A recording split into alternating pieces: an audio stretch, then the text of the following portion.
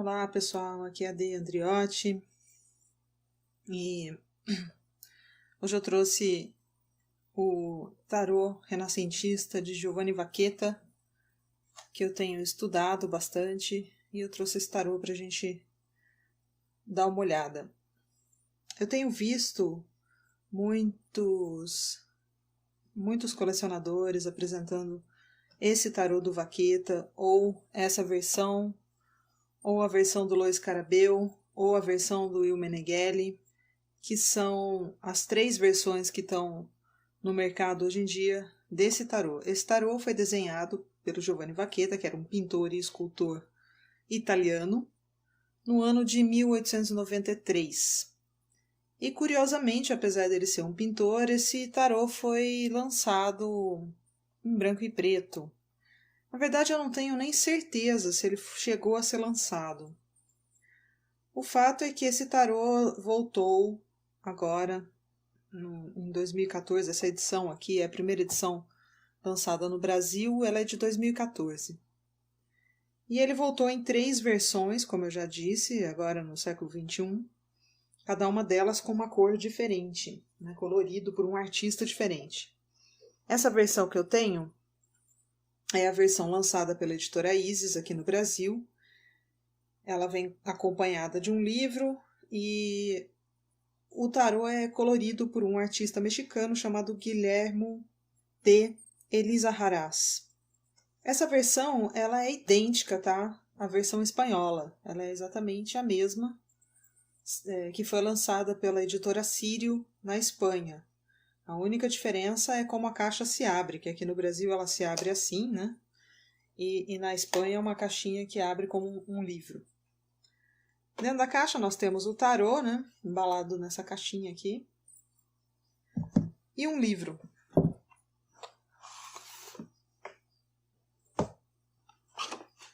Eu tenho visto muita gente, principalmente fora do Brasil, comprando essa versão, tanto para comparar com as outras três, com as outras duas, quer dizer, com a do Will Meneghello e o Lois Carabeu, quanto também por conta desse livro. Então eu vou falar um pouco do livro antes de passar para o tarô, propriamente dito. Esse livro ele tem 147 páginas no total, e esse, curiosamente, foi o primeiro tarô que eu comprei na minha vida. Então eu tive que estudar bastante, eu comecei a aprender a ler o tarô, né, por esse livro. E como eu ia dizendo, eu vi muita gente comprar esse livro na expectativa, muita gente inclusive de fora do Brasil, na expectativa de que talvez ele pudesse explicar melhor do que se trata esse tarô aqui. Na verdade o livro é meio... Eu fiquei desapontada, digamos assim, porque ele é um livro muito básico. A função dele não é explicar o tarô e a simbologia desse tarô do Giovanni Vacchetta. A função dele é ensinar pessoas leigas, como eu, a lerem o tarô, pelo menos o nível básico do tarô. Então, nesse sentido, o livro é um livro bom. Eu comecei a aprender por ele. Eu não tenho muito a reclamar, não. É um livro que segue mais ou menos a tradição do tarô de Marsella. Então ele explica muito pouco, né, a simbologia de cada carta, né? Por exemplo, aqui, vamos dar um exemplo aqui, a Lua, né? Nesse arcano vemos o astro da noite representado como a deusa caçadora. O número da Lua converte-se em 9, o que significa uma ascensão em um nível mais elevado, ainda que acompanhada de sofrimentos e tribulações. O símbolo de toda a criação imaginativa, a Lua, simboliza os ritmos biológicos, a passagem do tempo e o conhecimento indireto. Ela cresce, decresce, desaparece, para em seguida começar outra vez a crescer. É um astro submetido à lei universal e cíclica do nascimento e da morte. Passiva e receptiva, foi sempre o símbolo do feminino e da fecundidade, assim como também da intuição. O cão que acompanha a lua Diana e que simboliza os instintos primitivos cumpre sua função de guardião e defensor. O caranguejo que vemos na parte superior esquerda da carta também é um animal associado à lua desde tempos imemoriáveis, talvez por sua qualidade de se deslocar para trás como faz o astro. o que eu queria dizer a respeito desse livro é que, assim, você vê que ele não vai fundo na simbologia. A gente sabe que essa é a Diana, mas o livro não explica o que é o mito da Diana, né? O que eu acho que é um erro, porque se o Giovanni Vaqueta preferiu representar a Lua como sendo Diana, é porque ele acredita que a mitologia a respeito da deusa Diana tem a ver com a Lua. Mas enfim, aí no segundo parágrafo ele fala sobre a Lua representando o subconsciente, o reino dos sonhos, os temores, as recordações, que é basicamente o sentido que essa carta tem nos tarôs de Marsella, né? Aí tá aqui, do outro lado aqui, depois dessa introdução, né, na outra página, você tem lá características da personalidade de alguém que esteja consultando para quem essa carta aparece, né? No plano afetivo, na profissão, na saúde, na economia, na espiritualidade e a síntese do arcano. Então ele vai seguir esse padrão em todos os arcanos maiores e menores. O autor, o Julian White, ele vai então fazer um livro bem básico para quem está começando a ler, como eu estava quando eu comprei esse tarô, e não vai explicar as diferenças entre o tarô de Vaqueta com relação ao tarô de Marsella, com relação aos outros tarôs da sua época, né? Os tarôs italianos. Esse tarô aqui do Vaqueta, ele é um tarô de 1893, ou seja, ele surgiu 16 anos antes do RWS. Como eu ia dizendo, né, ele é um tarô diferente dos outros. E esse autor vai falar um pouco sobre a diferença do tarô do Giovanni Vaqueta, aqui na introdução. Né? Então ele vai dizer que o Vaqueta ele nasceu em Cuneo e morreu em Fossano. Ele nasceu em 1863 e morreu em 1940. Ele foi diretor da seção de arte antiga do Museu Cívico Piemontês, ele foi professor de desenho na Academia Albertina de Turim, de desenho superior no Museu Industrial, também de Turim. Então, assim, o Giovanni Vaqueta não era um pintor desconhecido, era um homem que tem um trabalho significativo, inclusive um dos trabalhos dele é considerado patrimônio da humanidade, a ala magna do Castelo de Valentino, da Casa de Saboia. Era um erudito, amante da arte medieval e desenhou esse tarô em branco e preto. O que é bastante interessante, né? E aí ele vai contextualizar, né, o tarô de Vaqueta no período em que ele foi desenhado, que é o final do século XIX. E ele diz uma coisa aqui muito interessante. Ele diz, olha, que em vista da tendência ocultista que assumiu o tarô nos fins do século XIX, se poderia pensar que a partir daí somente seriam editados baralhos de tais características, mas não foi assim. De fato, seguiram publicando baralhos que continuavam no estilo tradicional, ainda que com o toque particular que cada autor imprimia na sua obra. Giovanni Vaqueta seguiu claramente a linha dos baralhos italianos. A influência ocultista tão forte no ambiente do tarô francês não aparece nessas imagens por nenhum lado, o que não deixa de surpreender, devido a que Vaqueta foi contemporâneo de Papus e Eliphas Levi, que são dois grandes nomes aí do ocultismo, né, do esoterismo do período. Ignoramos se foi por desconhecimento ou falta de inclinação para o esotérico. E aí ele vai passar a falar, né, de particularidades e curiosidades nos arcanos maiores do tarô de Vaqueta. Então ele vai citar aí algumas coisas que são bastante óbvias, né, que é, por exemplo, a sacerdotisa grávida, a carta da carruagem sem os cavalos. Vai dizer que a roda da fortuna é muito apelativa e mostra claramente o gosto de Vaqueta pelo nu feminino.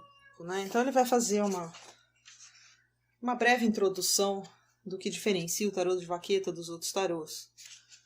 Né? E aí vai falar um pouco dos arcanos menores, algumas referências que ele faz ao tarô Solapusca, sobre as diferenças dos arcanos menores com relação aos tarôs de Marsella, aos tarôs da época, né, aos tarôs italianos da época.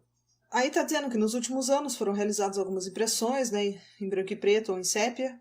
Eu lembro que tinha uma versão do Anima Mundi em sépia.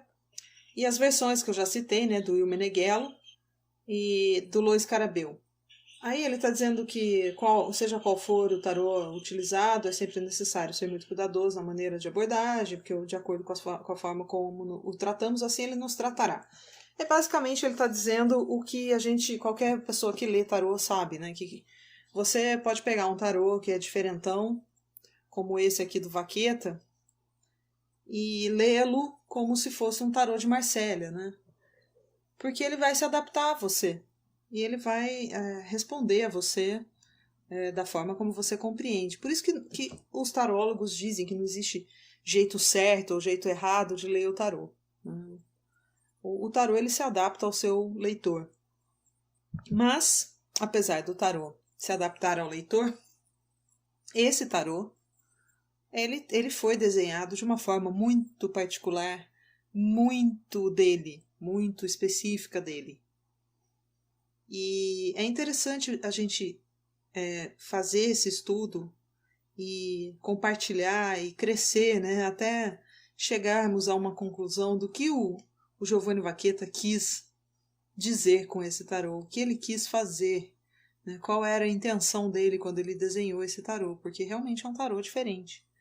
E apesar de eu não ser mestre, de eu não ser professora, de eu ser só uma estudante, estudar esse tarô está sendo um grande desafio, porque ele é bem diferente, ele é dos mais diferentes que eu já vi. Eu tenho visto muitas coisas na internet, há muitos colecionadores que gostam de mostrar os seus baralhos, as suas novas aquisições, e eu sou uma ávida consumidora desse tipo de imagens, né? Eu gosto de ver, porque para mim não é só um sonho de consumo, para mim é arte.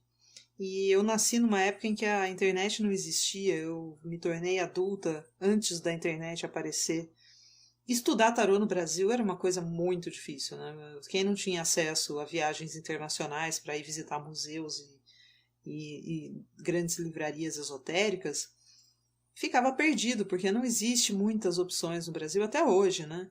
Esse tarô mesmo, eu queria falar um pouco da qualidade do material dele. Ele foi lançado, né, essa é a primeira edição, foi lançado em 2014 pela editora Isis. E de lá para cá, a editora Isis lançou esse outro aqui, né, lançou esse tarô universal de Waite, que não é exatamente o Rider-Waite-Smith, mas dá pra gente ver que ele tem esse revestimento de verniz, né, glossy, como dizem, né, e ele tem uma qualidade um pouco superior, não é lá aquelas coisas, mas é uma qualidade um pouco melhor do que o tarô de Vaqueta. Eu pintei as bordas, tá? A qualidade desse aqui, vocês podem ver que a caixa eu já dei uma detonada, né, eu tentei abrir, ela não abria de jeito nenhum, eu fui para as beiradas e acabei rasgando a caixa, né, e pra gente ver que a qualidade também não é lá aquelas coisas, essas caixas que a gente tira o tarô assim, eu sinceramente eu acho que essa ideia tinha que ser abandonada, né? O ideal é você ter aquelas caixinhas que você tira a tampa, né? Muito melhor do que uma caixa assim. Esse tarô, a qualidade dele realmente é muito triste. Mas eu super entendo, né, que a editora Isis tenha começado a produzir tarôs em massa com uma qualidade tão ruim. Porque o mercado consumidor brasileiro realmente é muito pequeno para tarô, né, ainda. Essa daqui é papel laminado e muito mal laminado, né? A gente vê que já as bordas já estão descolando, eu já tive que passar cola bastão para colar uns pedacinhos aí que estavam saindo. Ela é grudenta, esse aqui de Waite ele já é mais, escorrega mais, então é mais fácil, né, de fazer um embaralhamento, né, o riffle shuffle, né, que se chama. Esse aqui não, ele gruda, as cartas grudam, é difícil até de você passar uma por uma, assim, porque às vezes você puxa com o dedo e vem 2, 3 de uma vez, porque ele gruda, ele parece aqueles baralhos que a gente compra no boteco, sabe, o papel dele, é bem ruim mesmo. As cartas são um pouco grossas, elas não são tão fininhas, né, como eu tenho um outro aí que eu tenho, depois eu ainda vou fazer um vídeo sobre ele.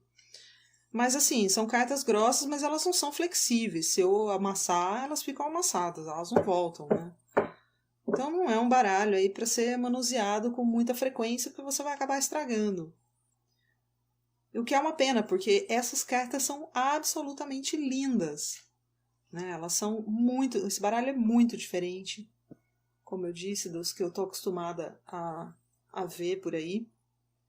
E as cartas são absolutamente lindas. E essa coloração feita pelo Guilherme de Elisa Haraz, na minha opinião, é mais bonita do que a do Lois Carabeu e do que a do Il Meneghello. Por quê? Porque as outras duas versões desse baralho, as cores são muito vibrantes, os contornos são muito fortes. E o Giovanni Vacchetta, ele era um pintor aquarelista, a especialidade dele era a aquarela. E ele desenhava, né, como a gente pode observar, no estilo Art Nouveau. Esse estilo Art Nouveau é um estilo de cores pastéis, que gosta de tons pastéis, que casa bem com os tons pastéis. Então, estava muito em voga no final do século XIX. Esse estilo, né, e a paleta de cores pastéis, em tons pastéis. E aí eu acho que o Guilhermo, ele acertou quase que em cheio em fazer uma coloração em tons pastéis, seguindo o estilo de Art Nouveau, que eu acho que seria mais ou menos a paleta de cores aí que o próprio Giovanni Vacchetta teria escolhido se ele tivesse pintado esse tarô, né? Eu acho que ele teria escolhido uma paleta de cores em tons pastéis parecida com essa. Apesar de eu achar lindas as cores, muito mais bonito do que no Lois Carabeu e do que no Meneghello, eu acho ainda que o Guilhermo ele cometeu alguns erros. Eu vou falar sobre isso em alguns momentos. Ele cometeu alguns erros na hora de colorir esse tarô. Ele não observou os detalhes como eu tenho observado, como outras pessoas aí podem ter observado. Então eu estou fazendo uma rápida passagem aqui pelas cartas para que vocês possam vê-las antes de eu partir para uma análise mais detalhada. Por que eu estou fazendo esse vídeo, né? Eu não sou professora, eu não sou taróloga, eu só sou uma estudante. Mas eu sou uma estudante bastante obsessiva. Quando eu gosto de uma coisa, eu estudo até tirar a última gota de mel. E eu tenho observado, como eu já disse, né, que as pessoas que compraram esse tarô do Vacchetta aqui no Brasil e mundo afora, elas não estão sabendo lidar com esse tarô direito. Né? E de fato, né, os livros não são muito explicativos. Eu tenho procurado saber mais sobre ele e realmente não há muitas informações, além das que já estão contidas nesse livro e no livrinho branco da versão do Lois Carabeu, que falam assim que o Vacchetta fez um tarô um pouco diferente, que, por exemplo, quando você chega nos arcanos menores, né, você tem algumas representações que lembram, né, que dão uma ideia de um sentido. Parece que ele quer dizer alguma coisa com a imagem, né?